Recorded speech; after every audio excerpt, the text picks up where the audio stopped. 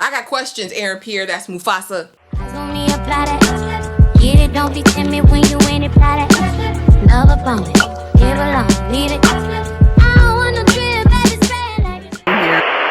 My name is Ashley, and this is My Sweet Perspective, where I give my take on all things TV and movie related, and I am here to put you on, okay? I have questions, Aaron Pierre. That's Mufasa. Like one. Was you and Corey freaking and leaking back in the day? That's all I want to know. Back to Talk, the morning show, season 4, episode 2. Before you long, as we will be back tonight to have a live panel with a couple special guests. It'll be fun, where we'll be really diving deep into this. But I wanted to give my overall thoughts. A letter, if you will, a complaint, one might say. But let's get right into it. Immediately, Alex is reaping her harvest for what happened last season, but not really all her fault, because now we're experiencing deep fakes. More deep fakes. Deep fakes, you know, we got a hint, a clue, a few of them in episode 1 when Bradley was getting, you know, messages from the resistance, from the movement. But now they're saying Alex told them that they were doing the right thing, these defectors that she spirited away. And so this could be vitally bad for the UBN. It could be bad for the network. And so it needs to be investigated. Alex is running back the tape to see, like, did I say this? No, I didn't. I'm being deep fake. No one believes me. She is like a dog with a bone, going to every possible person she thinks can help her. She's already called Corey when Bradley came back. So now not only can I tell Corey about Bradley, but now I can unload this on him as well, because I don't know. He says, you're being gaslit, sis. Because we know Corey knows you're being gaslit, and I don't, you know, we'll figure it out though. We'll figure it out. Justice soon come. All right. She goes to the weird kind of Joe Rogan-esque character, the shock jock. Hey, you don't have limitations on who you can bring on your stream, so have me on over. Have me on the podcast so I can, you know, express myself. Mind you, only after saying she would never share a universe with him. I never want to be close to you.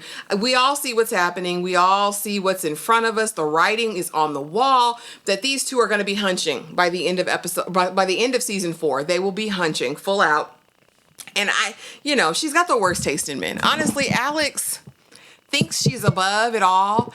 And, you know, then we see who she's screwing. And we know, girl, you're not as evolved as you think you might be. But, you know, eventually she does find justice. You know, Celine and Stella have to kind of eat crow and let her know, you know, the tech got in there and we found out that the audio had been altered. Thank God no one believed me.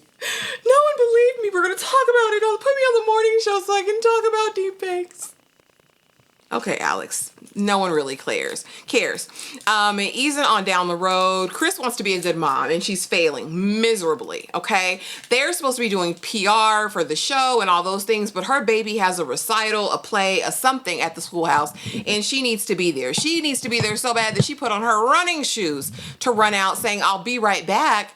And alas, we know whenever anyone says, I'll be right back, they're never right back. She doesn't even get to see the baby's play or recital or whatever it is, because she forgot her wallet. Now coming back into the network, sitting down with Mia, and Mia is so predictable. Mia is going to Mia every single time.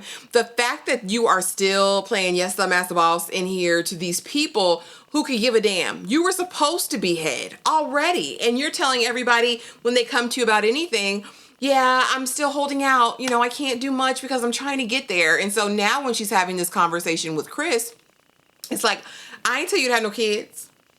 I didn't tell you to have no kids. I didn't tell you to have no life outside of here. But you cost me money and you made me look crazy in front of these good people that I'm still trying to work my way up to achieve something that I've already achieved it, right? Ain't that what Stella told you, sister? It's just, Mia is so predictable and I'm so disappointed in her character arc. I really want more for her. I really want her to stand on her 2 feet and not blame everybody else for what's going on. And so Chris is like, you know, I have more to my life than just this here, unlike you, clearly. And Mia needed that checking in the moment because, baby, just because your life revolves around these weird people in this network, that's not everybody's story, honey. Live a little, go outside and touch some grass. Like, you know, and I get it.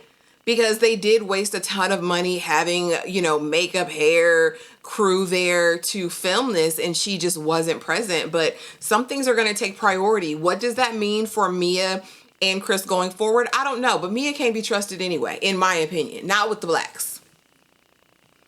That's just how I feel about it. And we'll see what happens. Again, everything, even when Alex comes to Mia, it's very much, I can't do this, I'm waiting. You know I'm trying to get to be head. You know I'm trying to get ahead. You know I'm trying to get ahead. All I'm waiting for is the YT man that we will ultimately see her with by the end of season 4. And no shade, girl. You like what you like. Go for it. Corey needs a bag. He's here. He approaches Stella and is like, listen, I need $10 million for my film. We're, you know, and now that Bradley got up there and made a fool of herself, because that's what she does in the first couple scenes of the episode, talking about this January 6th stuff, stumbling all over her words. Girl, you look guilty. Send her to jail. She looks guilty. And everybody knows it. And so anyway, Corey's like, you know, before he goes to jail for aiding and abetting a crime, he needs this money. Stella's not trying to have it, not doing anything. And she confides in Miles, her married lover, in his loft where she leaves her lighter, okay? And he's like, you know what? I know, Corey, we go way back. I'll deal with it. I'll deal with it. And we come to find out Corey knows Miles and Celine from the Wayback Machine. And apparently Celine only married Aaron Pierre, that's Mufasa, to piss off her parents. Because he's black. Because he's black. And of course, Stella takes this opportunity, because she's going to take every opportunity she can to relate to Miles and the fact that, you know, I'm over serving these white people. Stella, please. You love him. You clearly love him, Stella. You are not a person for the people, madam. You are not a person for the people of color. You and Mia might as well be over there in the same bucket, in my opinion. You are about numero uno, okay? Eventually, Corey makes his way over there to Miles, because of course Miles invites him over because I can handle him. I can, you know, try to help him get the money. I can do all this. And while there, he's basically telling him, you know, I don't think there's any place for you at the network anymore, Corey. Go on. You know, I have some things, you know, they could sell. We'll figure this out. We can get you some of the coin. Corey, don't leave the man around Corey, true player for real, ask it for real, okay? Because Corey is going to get to the bottom of it. He's going to use his context clues and his deductive reasoning and skills of observation to figure out exactly what's going on. And that's exactly what he did when he found that lighter. He said, oh, I got everything I need. I got everything I need right now. And it takes him 2 seconds flat to say, I know you effing Miles. I know you effing that man. I know it. I know you're effing them, Stella. So now, no, my terms have changed. I don't need just the money. I want an office. I want development deal. Okay, I want an all around 360 from UBN, and you're gonna make it happen. Stella crying, throwing up, sliding down the wall. And Stella, I don't give a damn. I hate that y'all are making me side with all these men over here. I hate it. But in other news, I want to know from you guys, did Corey and Miles have something?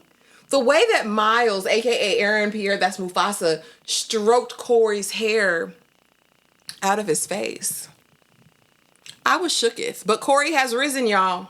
And he'll be back like I wanted him to be. Back like he never left. You guys drop it in the comments. Let me know what you thought of the morning show, season 4, episode 2, Bags. Don't forget, tonight we will be live having a panel discussion on this episode, and we'll dive super deep. You guys, please be sure to like, comment, subscribe, hit the notification bell so you don't miss a thing. And I will see y'all in the next video. Thanks for watching.